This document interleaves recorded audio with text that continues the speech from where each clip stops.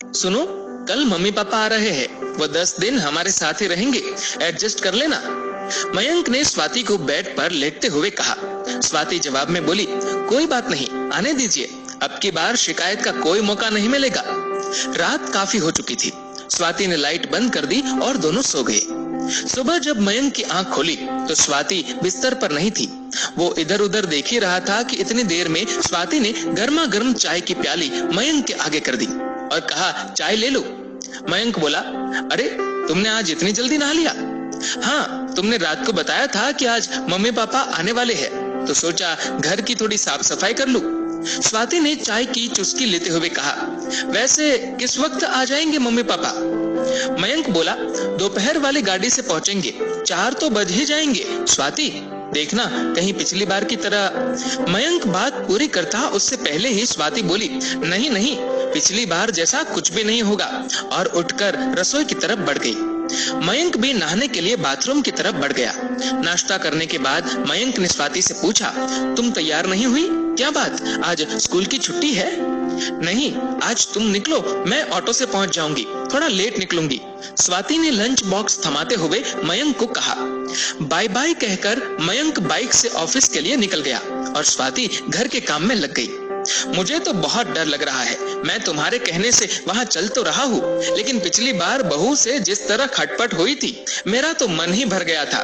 ना जाने ये 10 दिन कैसे जाने वाले हैं। मयंक के पिताजी मयंक की मम्मी से कह रहे थे। मयंक की माँ ने पिताजी को हौसला देते हुए कहा, अजी भूल भी जाइए, बच्ची है, कुछ हमारी भी तो गलती थी। हम भी तो अपनी बहू से कुछ ज्यादा ही उम्मीद लगाए बैठे थे। उन बातों को साल भर बीत गया है, क्या पता कुछ बदलाव आ गया हो। इंसान हर पल कुछ नया सीखता है, क्या पता कौन सी ठोकर किसको क्या सिखा दे। मयंक की माँ ये कहकर चुप हो गई और बीते पल याद करने लगी। 2 भाइयों में मयंक बड़ा था और विवेक छोटा।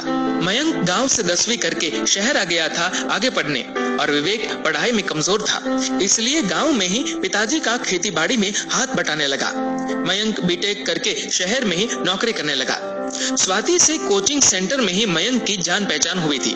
ये बात मयंक ने स्वाति से शादी के कुछ दिन पहले बताई। पिताजी कितने दिन तक नहीं माने थे इस रिश्ते के लिए, वो तो मैंने ही समझा बुझाकर रिश्ते के लिए मनाया था, वरना ये तो अपने दोस्त की बेटी अंजलि से ही मयंक का रिश्ता करने की जिद लगाए बैठे थे। स्वाति के घर वाले शादी के लिए गांव आए थे।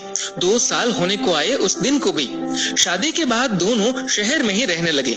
स्वाति भी प्राइवेट स्कूल में टीचर की जॉब करने लगी। पिछली बार जब गांव से आए थे तो मन में बड़ी उमंगे थी, पर 7-8 दिन में ही बहू के तेवर और बेटे की बेबसी के चलते जल्दी गांव वापस जाना पड़ा था।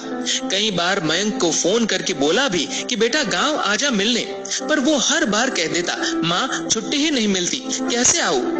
लेकिन मैं ठहरी एक माँ, आखिर माँ का तो मन करता है ना अपने बच्चे से मिलने का। बहू चाहे कैसा भी बर्ताव करे, काट लेंगे किसी तरह ये 10 दिन, पर बच्चे को जी भर कर देख तो लेंगे। अरे भगवान, उठ जाओ, स्टेशन आ गया, उतरना नहीं है क्या? मयंक के पिताजी की आवाज मयंक की माँ को यादों की दुनिया से वापस खींच लाई। सामान उठाकर हम स्टेशन से बाहर आ गए और ऑटो में बैठकर घर के लिए रवाना हो गए। घर पहुंचे तो बहू घर पर ही थी। बहू ने हम दोनों के पैर छुए, फिर हमें ड्राइंग रूम में बिठाकर हमारे लिए ठंडा ठंडा शरबत लाई। हम लोगों ने जैसे ही शरबत खत्म किया, बहू बोली, आप दोनों सफर से आए हैं, थक गए होंगे, नहा लीजिए, सफर की थकान उतर जाएगी, फिर मैं आपके लिए खाना लगा देती हूँ। इतना कहकर बहू खाने की तैयारी में लग गई। थोड़ी देर में मयंक भी आ गया। हम सब ने कुछ देर बातें की। 8 बज गए थे। बहू ने सबको खाना परोसा और खाने के बाद हम सोने के लिए चले गए। सुबह 5 बजे पिताजी उठे तो बहू उठ चुकी थी। पिताजी को उठते ही गर्म पानी पीने की आदत थी। बहू ने पहले से ही पिताजी के लिए पानी गर्म कर रखा था। नहा धोकर पिताजी को मंदिर जाने की आदत थी। बहू ने उनको जल से भरकर लौटा दे दिया। नाश्ता भी पिताजी की पसंद का तैयार था। सबको नाश्ता करवाकर बहू मयंक के साथ ही स्कूल के लिए निकल गई। पिताजी ने भी चैन की सांस ली। चलो अब 4-5 घंटे तो सुकून से निकलेंगे। दिन के खाने की तैयारी बहू करके ही गई थी, सो मैंने 4-5 रोटियां हम दोनों के लिए बनाई और खा ली। स्कूल से आते ही बहू फिर से रसोई में घुस गई और हम दोनों के लिए चाय बना लाई। शाम में बहू हम दोनों को पास वाले पार्क में ले गई। वहाँ उसने हमारा परिचय वहाँ बैठे बुजुर्गों से करवाया। वो अपनी सहेलियों से बात करने लगी और हम अपने नए परिचितों से परिचय में व्यस्त हो गए। शाम के 7 बज चुके थे। हम घर वापस आ गए। मयंक भी थोड़ी देर में अपने काम से वापस लौट आया। हम सब ने एक साथ खाना खाया और फिर खूब सारी बातें की। बहू भी हमारी बातों में खूब दिलचस्पी ले रही थी। थोड़ी देर बाद सब सोने चले गए। अगले दिन रविवार था। बहू, मयंक और हम दोनों चिड़ियाघर देखने गए। हमारे लिए ताज्जुब की बात यह थी कि प्रोग्राम बहू ने बनाया था। बहू ने हमें खूब अच्छे से चिड़ियाघर दिखाया और शाम को इंडिया गेट की सैर भी करवाई। आखिर कल जब विवेक का फोन आया कि फसल तैयार हो गई है और काटने के लिए तैयार है, तो हमें अगले ही दिन गांव वापसी का प्रोग्राम बनाना पड़ा। रात का खाना खाने के बाद हम पैकिंग के लिए अपने कमरे में आ गए। पैकिंग करने के बाद हम सोने ही वाले थे कि इतनी देर में बहू हमारे कमरे में आ गई। बहू की आंखों से आंसू बह रहे थे। मैंने पूछा, क्या बात है बहू, रो क्यों रही हो? तो बहू ने कहा, पिताजी, माँ जी, पहले आप लोग एक बात बताइए, क्या पिछले 15 दिनों में कभी आपको ये महसूस हुआ कि आप अपनी बहू के पास है या बेटी के पास? नहीं बेटा, सच कहूँ तो तुमने हमारा मन जीत लिया। हमें किसी भी पल ये नहीं लगा कि हम अपनी बहू के पास रह रहे हैं। तुमने हमारा बहुत ख्याल रखा। लेकिन एक बात बताओ बेटा, तुम्हारे अंदर इतना बदलाव आया कैसे? बहू बोली, पिताजी, पिछले साल मेरे भाई की शादी हुई थी। मेरे मायके की माली हालत बहुत ज्यादा बढ़िया नहीं है। इन छुट्टियों में जब मैं वहां रहने गई तो मैंने अपने माता पिता को एक एक चीज के लिए तरसते देखा। बात बात पर भाभी के हाथों तिरस्कृत होते देखा। मेरा भाई चाहकर भी कुछ नहीं कर सकता था।